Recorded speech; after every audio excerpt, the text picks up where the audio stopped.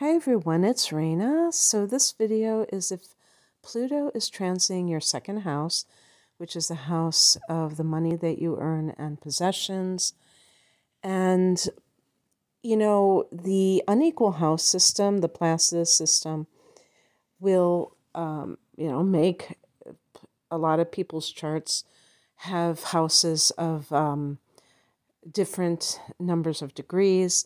So for some people, their second house may be a lot smaller than others, and therefore the length of time that Pluto will transit this area is going to vary. But I will say that even if you have a smaller second house, smaller than 30 degrees, I should say, it still is going to hang around there for years. And so it can be quite transformative, pun intended, because Pluto is about transformation.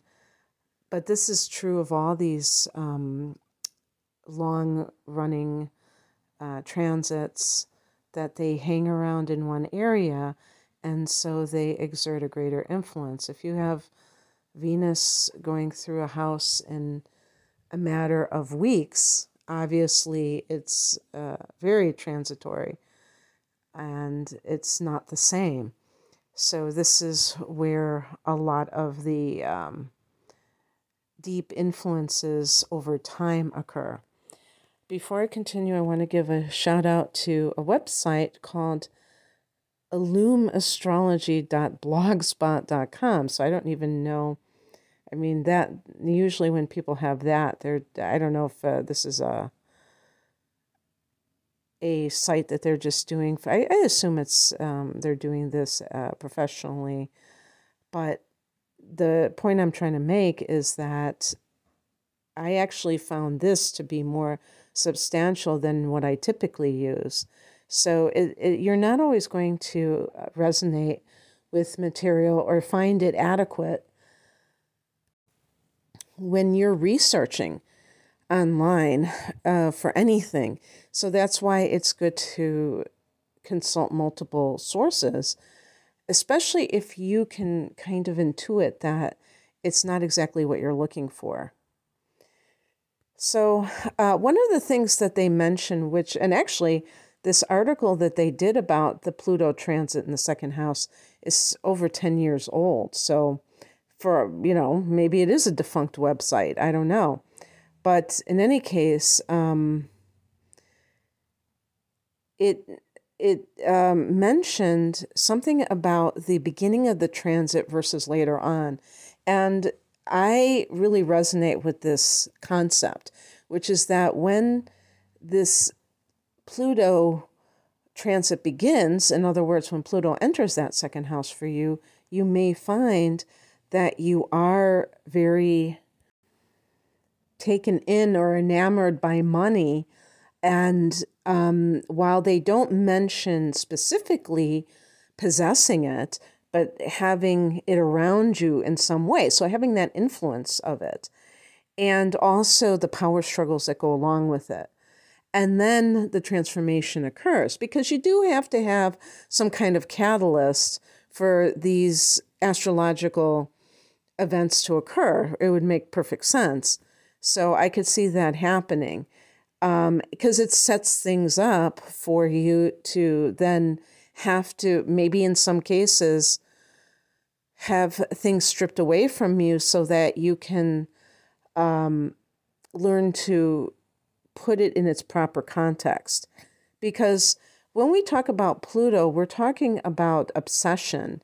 And so obsession means an inordinate amount of energy placed on a single thing.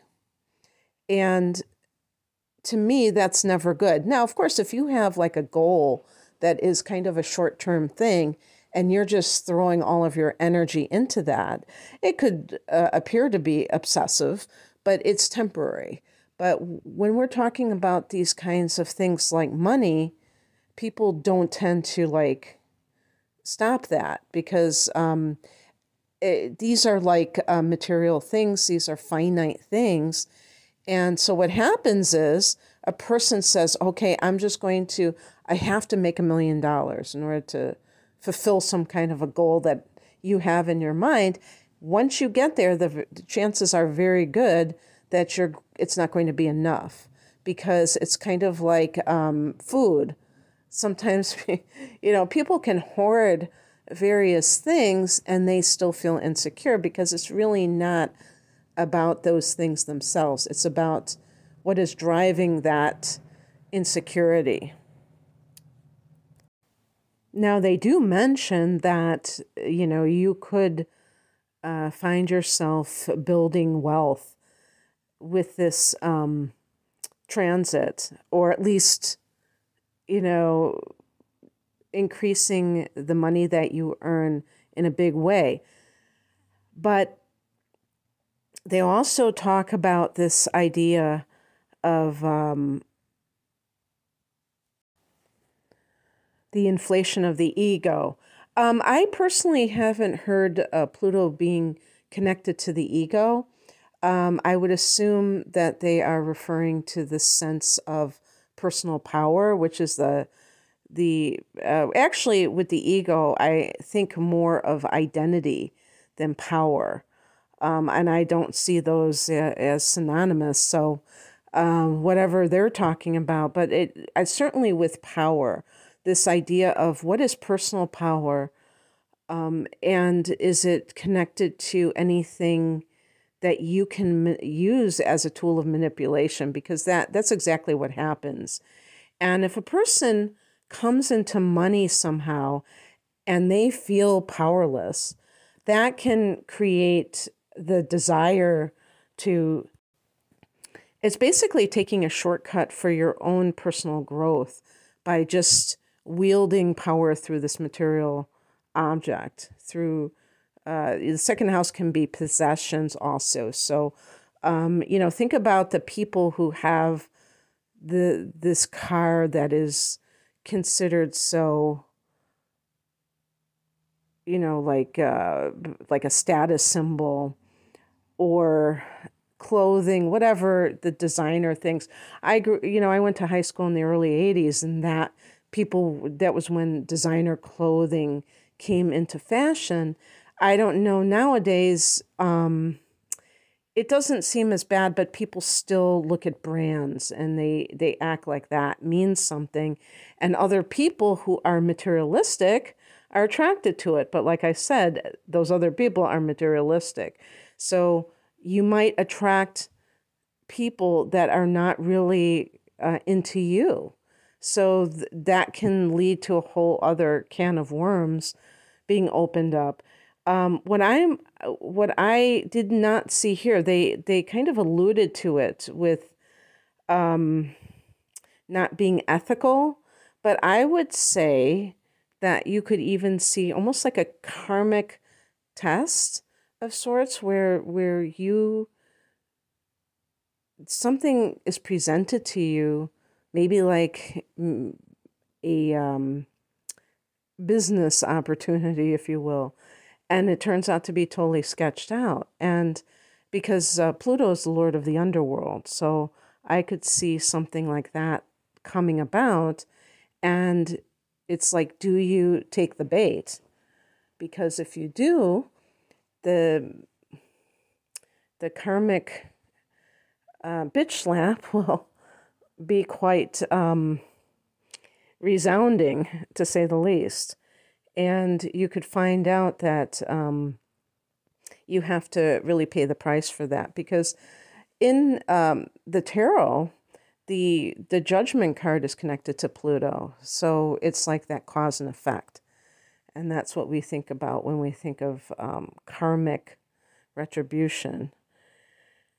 But, it's funny. There's a saying that just came into my mind. To who's given much, much is given, something like that, And this could be one of those things where you could stand to be very wealthy, or at least increase your wealth. And yet you have to be above board.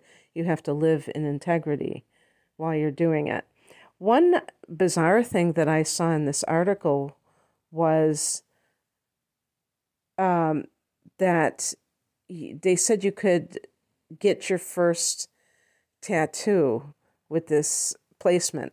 Why? I have no idea. They mention that this is okay, well, I'll say this. Um, the second house apparently is your taste. So I guess it's, whatever I would think that that would be your first house, to be honest with you, because that's kind of the image that you're presenting in your body. And I could see Pluto in the first house, somebody getting a tattoo, because not that tattoos are associated with, criminals or anything like that, but there's always this edginess, or I don't know about gothic thing, but with tattoos, I do think of kind of I don't know. I don't want to get into that, because I was going to say that, there's like kind of that, I don't know. Shut up, Raina. Shut up. um, yeah. So anything that you value may change, and of course, because Pluto is one of the rulers of the eighth house, along with Mars, under the sign of Scorpio, the Plutonic influence of the eighth house, I do associate with the occult, because there's that secretive quality. The occult means hidden, but it has to do with spiritual pursuits, because the element of transformation is connected to it. So, shamanism and things like that, I could see that being something that is in a indirect way, that could be part of the things that you are um, you know interested in. I wonder, I wouldn't be surprised, although I don't see it here, is that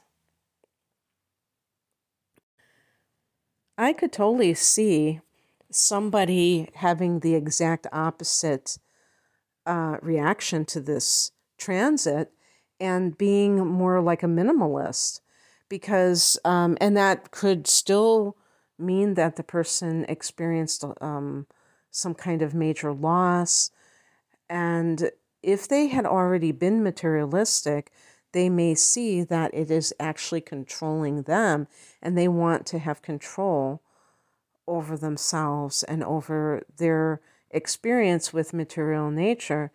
And by paring down their life to the basic essentials, maybe that's how they take back their power. So or even like living in a tiny home instead of a McMansion, that might be something that is very empowering, because they can also save more money if they're working. They might have more left over, and they're not paying this big mortgage and things like that. So I could totally see that happening for some people, because I always think of Scorpio as a very extreme sign. And I think that Pluto represents that extreme nature, where somebody is living on the edge and kind of like, because when you are transforming things, everything is kind of like turned upside down. What you thought you wanted, you don't. What you used to do, you're not doing. So you must watch for power struggles when it comes to money and the people in your life. And of course, a person's significant other, this can rear its ugly head in some relationships, but also when it comes to family, we see that happening as well. And even though they didn't say it, because Pluto is one of the rulers of the eighth house, which can be, other people's money, the opposite house of the second house, I could see something connected to inheritances that you may get.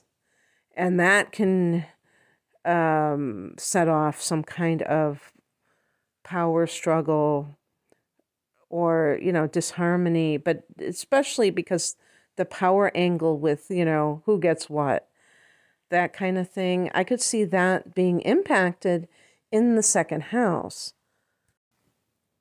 because if you have an experience like that, that can change your attitude towards money in general. It can transform that. And of course, in the workplace, there can be power struggles with that. And it can work both ways.